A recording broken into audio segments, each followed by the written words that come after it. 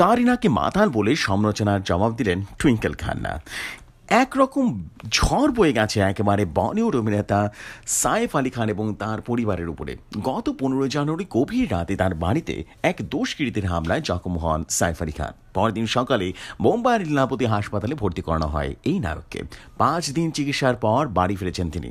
পুলিশকে দেয়া বক্তব্যে নায়ক জানিয়েছেন, সেই রাতে তিনি এবং তার স্ত্রী কারিনা কাপুর ছিলেন শোয়ার ঘরে। হঠাৎ ছোট ছেলের কান্নার শব্দ শুনতে পান, কিন্তু সামাজিক মাধ্যমে এই ঘটনা নিয়ে নানা কথা চলছে গত সপ্তাহ ধরে। এর মধ্যেই সমালোচকরা বলতে থাকেন সে রাতে নাকি মদ্য পান করেছিলেন কারিনা কাপুর, যে কারণে সাইফকে সাহায্য করতে পারেননি তিনি।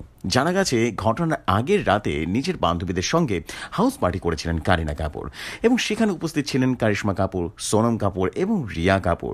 পার্টি হয়েছিল সোনমের বোন রিয়ার বাড়িতে।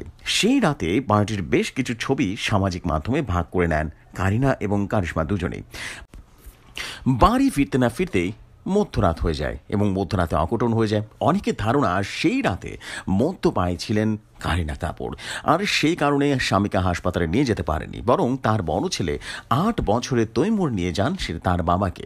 কেউ কেউ আবার বলেছেন ঘটনার সময় নাকি বাড়িতে ছিলেন না কারিনা কাপুর। এবার কারিনার প্রসঙ্গে সমালোচনার এক হাত দিলেন বলিউড অভিনেত্রী এবং চলচ্চিত্র প্রযোজক টুইঙ্কেল খান্না। তিনি বলেন, দিন কয়েক আগে সাইফ আলী খানের ওপরে হামলা চালানো হয়। এরপর অনেকেই এখন আরও বেশি সচেতন হয়েছেন।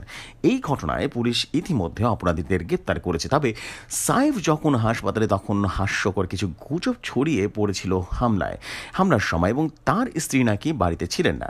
তিনি এতটাই নেশাগ্রস্ত ছিলেন যে সে স্বামী সাহায্য করতে পারছিলেন না। যেহেতু কোনো প্রমাণ নেই, তাই এই ভিত্তির কথা থামানো যায়নি। আসলে স্ত্রীর উপরে দোষ চাপিয়ে লোক আনন্দ পায়। তার মতে স্বামীদের যে কোনো বিষয়ে দোষ দেওয়া হয় স্ত্রীকে, একমাত্র দোষারোপ করার সময় স্ত্রীদের 1 নম্বরে রাখা হয় বলেই মনে করেন টুইঙ্কেল খান্না। এমনই সব নিত্য নতুন বিনোদনমূলক নিউজ এবং ভাইরাল নিউজ পেতে রেডিও শহরের সাথেই থাকুন।